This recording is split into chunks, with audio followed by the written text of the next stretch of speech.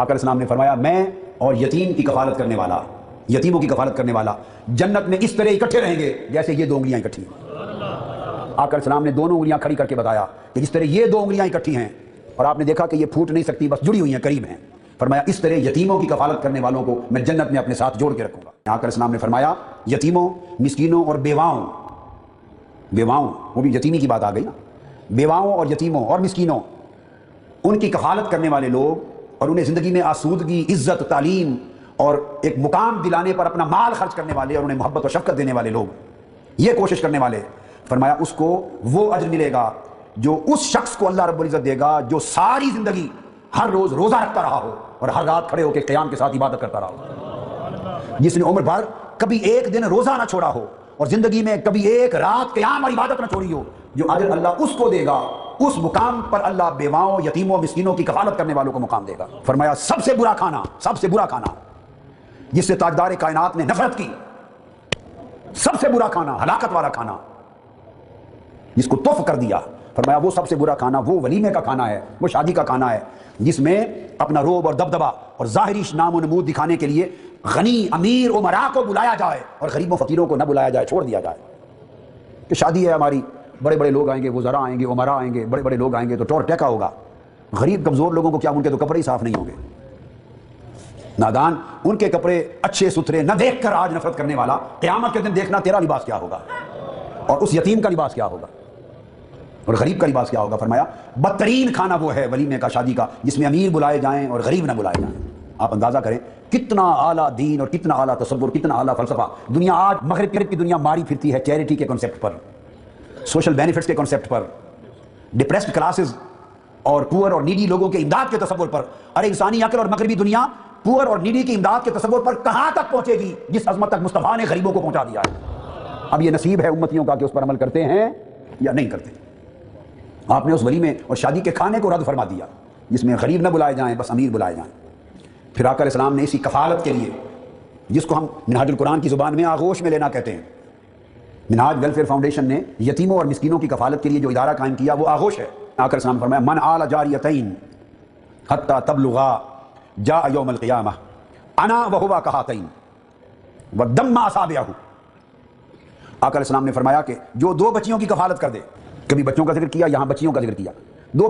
بچیوں کی کفالت کر دے، غریب یتیم بچیوں کی، بے سہارا بچیوں کی، ان کی خوراک، کھانا پینا، تربیت، پرورش، کفالت پہ خرچ کر دے اور ان کی نیک دینی اخلاقی تربیت پہ خرچ کر دے۔ دونوں چیزیں منہاج القرآن میں جمع ہو گئی یا نہیں؟ جسمانی کفالت بھی جمع ہو گئی، روحانی تربیت بھی جمع ہو گئی۔ جو ان کی کفالت و تربیت پر خرچ کرے اور ان کو جوان ہونے تک، حتی تبلغا، جوان ہونے تک کفالت کرے، آقا علیہ السلام نے دو انگلیوں کو جوڑ دیا اور جوڑ کے فرمایا کہ وہ اور میں قیامت کے دن اس طرح کھڑے ہوں گے، بے سہارا بچیوں کی کفالت کرنے والا اور میں قیامت کے دن اس طرح جیسے دو جڑواں انگلیاں ہیں یوں کھڑے ہوں گے۔ آقا علیہ السلام نے دعا کی اور ارشاد فرمایا اللہم انی احرج حق الضعیفین الیتیم والمرأہ۔ عرض کیا باری تعالیٰ میں لوگوں کو بڑے دردناک عذاب سے ڈرا رہا ہوں دو حقوق کے معاملے میں۔ احرج، میں لوگوں کو اس گناہ سے بچا رہا ہوں کہ کہیں وہ دو حق ضائع کر کے ایک بڑے گناہگار نہ بن جائیں۔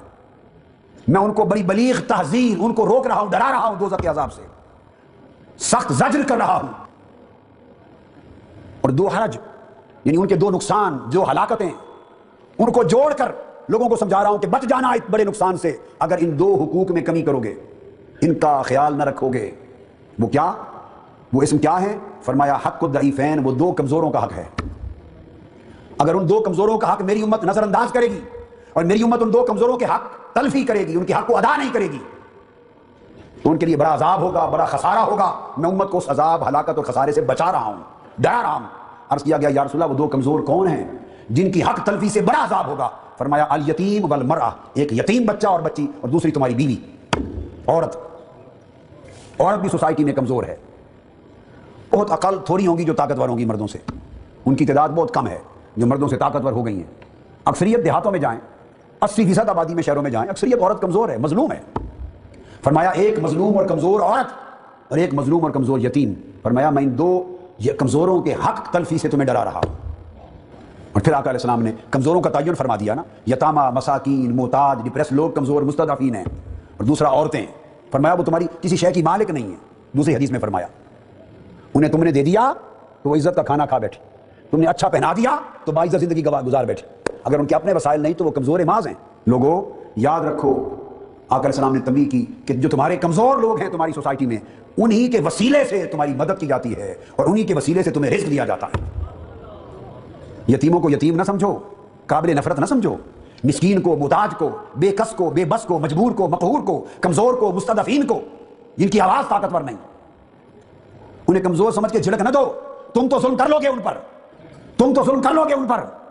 مگر کبھی یہ بھی سوچا کہ یہ کمزور ہیں جن کے صدقے اللہ تمہیں رزق دیتا ہے، جن کے صدقے اللہ تمہاری مدد کرتا ہے، تمہاری بلائیں ٹالتا ہے، تمہاری بیماریاں دور کرتا ہے، تمہیں شفا دیتا ہے۔ وہ ہمیں اور تمہیں نظر آئے یا نہ آئے، مگر ایک خفیہ نظام ہے ان کمزوروں کے صدقے اس سوسائٹی کو مل رہا ہے۔ اور جب سوسائٹی پر سے اللہ کی رحمت اٹھتی نظر آئے، برکت اٹھتی نظر آئے، اور کسی معاشرے پر اللہ کے عذاب نظر آئے، مہنگائی کا عذاب نظر آئے، طوفانوں کا عذاب نظر آئے،